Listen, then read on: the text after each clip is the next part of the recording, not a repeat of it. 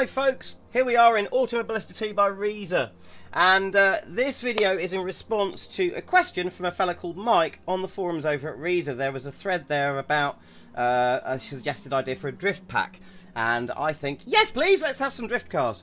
Anyway, he was asking about what cars are driftable, so I posted up a little video, my David Attenmuffler video of me drifting in the Camaro, which so far I've found is the most driftable car that we've already got in the game. So he was wondering about the setup. So here we go. Let's go for a test day.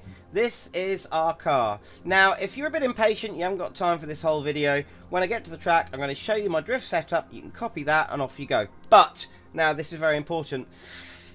If you get out there on track and you try the setup and you're still having problems and you're going, well, this is still really difficult, Tarmac Terrorist talking rubbish.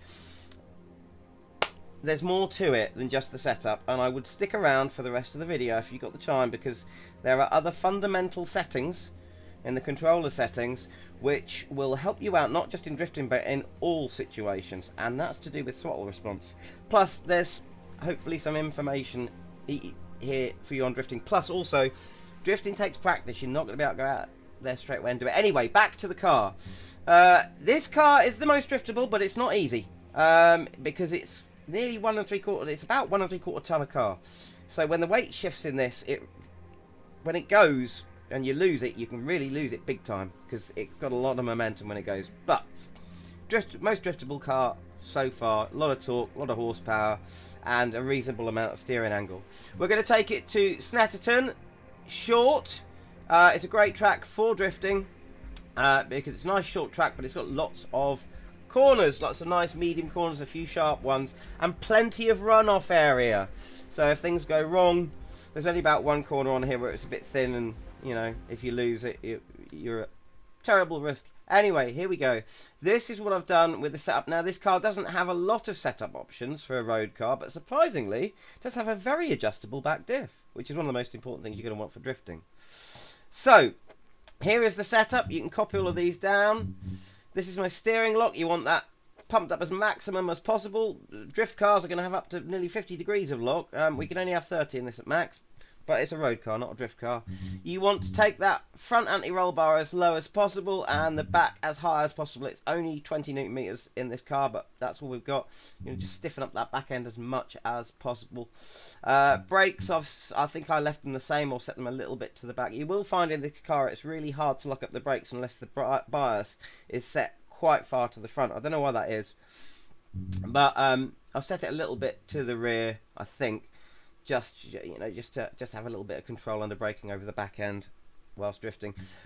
Gain on the force feedback I've got down here to 60, because when I first tried this car I did find that the steering was really heavy when you got to the extremities, and for a road car with power steering, you know, you really want to be able to turn it with just one hand on the steering.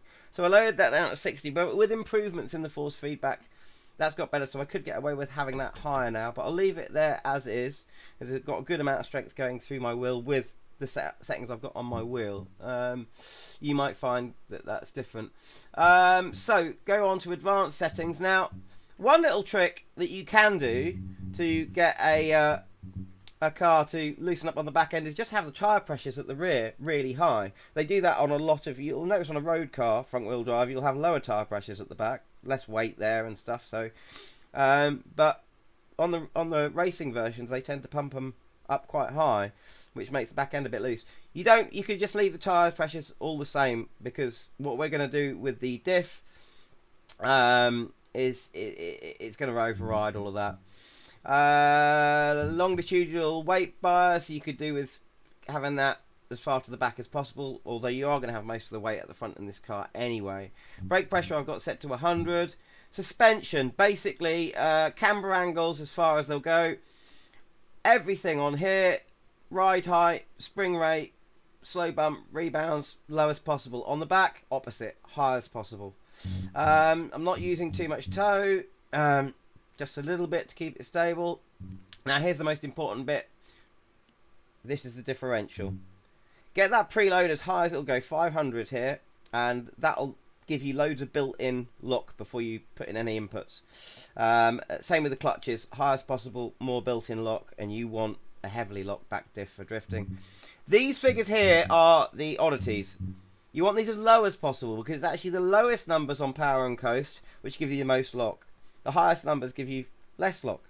So as low as possible. Okay, so copy those down. But like I said, I really would hang around for the rest because I'm going to show you this now, in fact.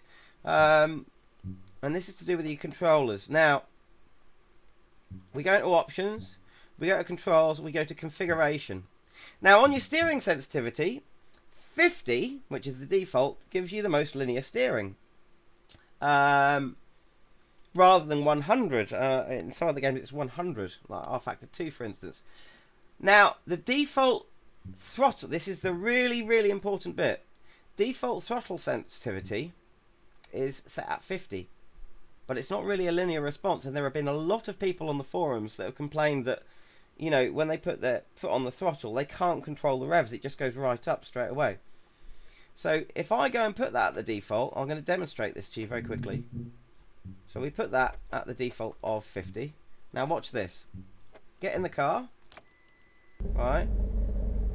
And I'm going to put the lightest breath of pressure on the throttle here. Gone right up to 5,000. I'm going to try and take off a little bit more pressure. And it's gone right down. I can just get it to 3, but as soon as I put any... It's all over the place. And that is hitting the limiter, and I'm not even halfway down on my brake travel. Okay? Right. So, what you want for drifting is good throttle control. So come back to options, and this... I'd set this... Just have it set. I have this set at where I'm going to put it all the time. It's better for racing. It's better for everything. Bring that all the way down to 0. Right? I've done the same with my brakes as well. Now watch this. Let's get in the car. Now I'm going to put the lightest of feather touches on my throttle. Look at that. Look at that. 1,500 revs. Want 2. 2,500 revs. 2,500 revs. 3. Let's have 4. A little bit more pressure. We got 4. There we go. 5. I'm getting a really good linear response, and this works for all of the cars. And now I'm about 3/4 down on my brake pedal, and the engine's really loud now, and that's full. There we go. You know, you got so much throttle response that you could literally make it sing a tune.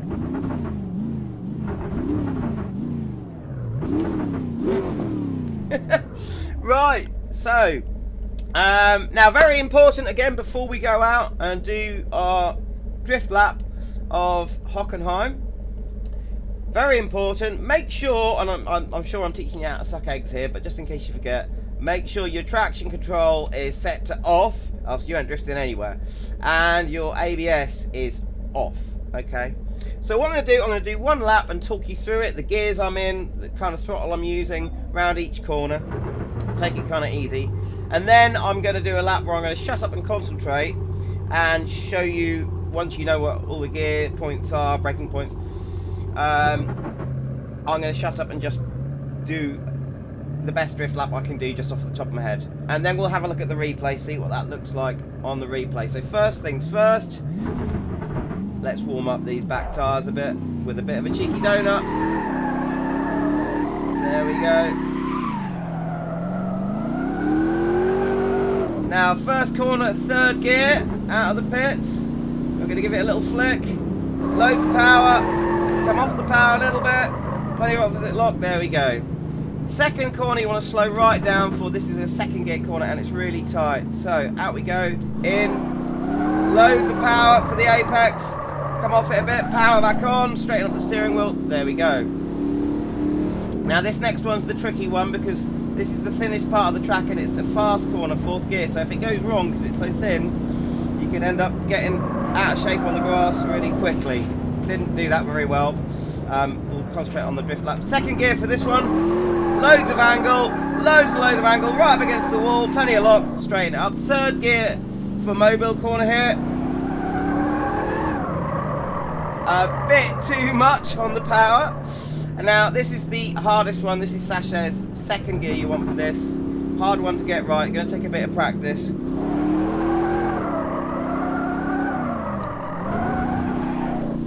straighten up on the way out. And around Sud Curve here, you want maybe third gear. It's a bit of a toss-up between second and third gear. So third gear around there. I'm going to come down to maybe second gear for this corner. And then we'll do our proper drift lap. There we go. Just stabbing the throttle a few times there. Right. So, now I'm going to shut up, concentrate, show you what this car can really do around here. And then we'll have a look at the replay. Nord's Curve I'm going to take in third gear. You know the gears for the rest. Let's do it.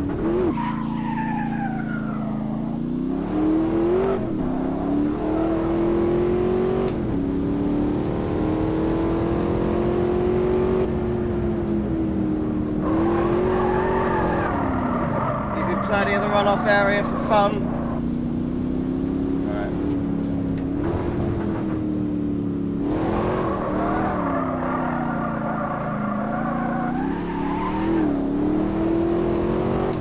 Let's try and get this one right.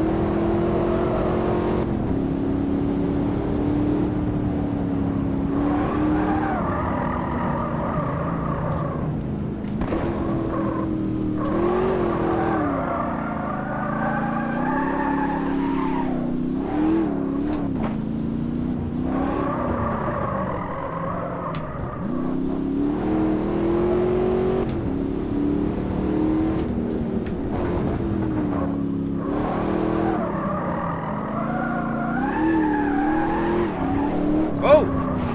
Told you that corner was hard.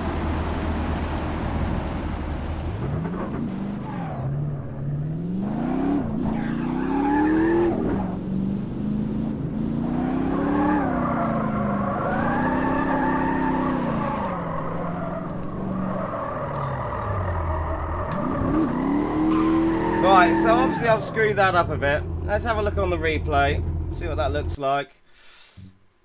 This is just, you know, first drive today, so...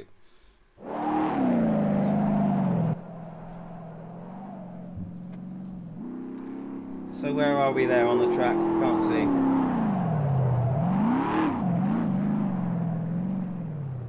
Oh, right, so that was the end of whilst I was talking us through it. So, where's the actual lap?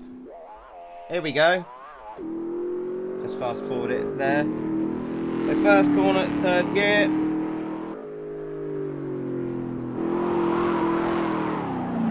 Could have turned in way earlier there, so I ended up on the runoff area.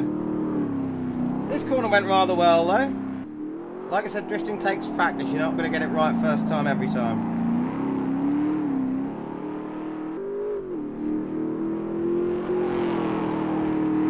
And this is the fast one, fourth gear. Not a lot of runoff area if you go wrong. That was quite nice. Plenty of lock there. Bringing it right up against the wall there.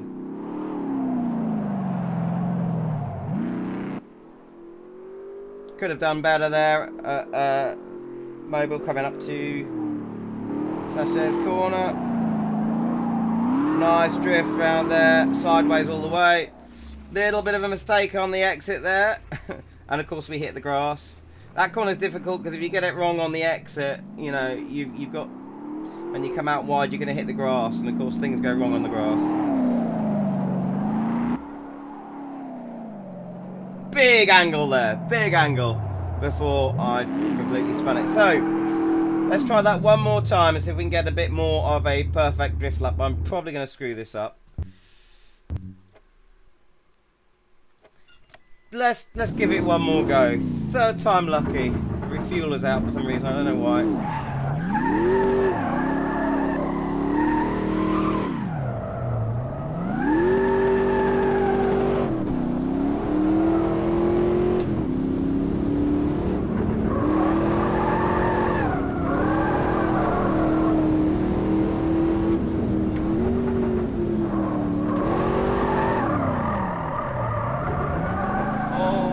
More angle that time.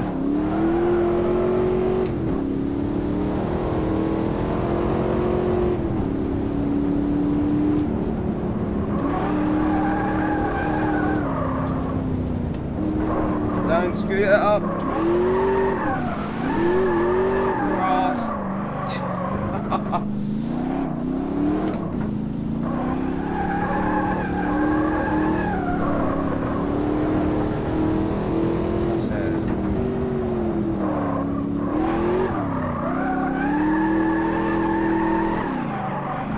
Oh, plenty of angle round Chashez. Bad exit, but... Right, keep it in third gear.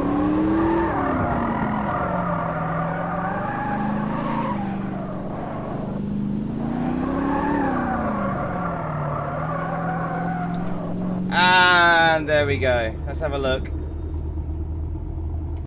Let's have a look.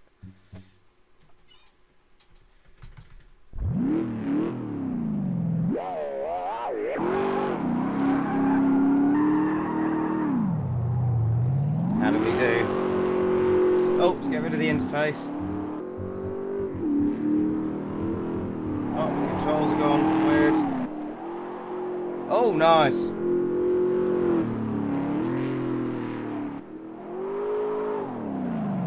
Much more angle that time. Tidy.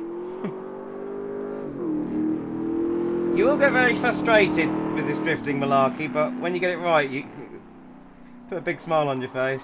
And yes! Yes, very nice. And I thought I was going to really screw this one up. Yeah, I did. Got that on the grass. Hey ho. At least Sasha's went alright. How are you doing, man? Not bad. Clappy with that. Nice and straightened out by the curbs. Here we go.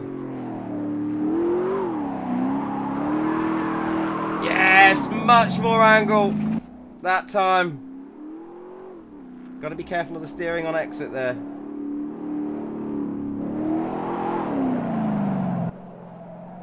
And I kept it in third gear this time. Managed to get a nice drift around both corners at the slip curve area. And there we go. So I'm happy with that.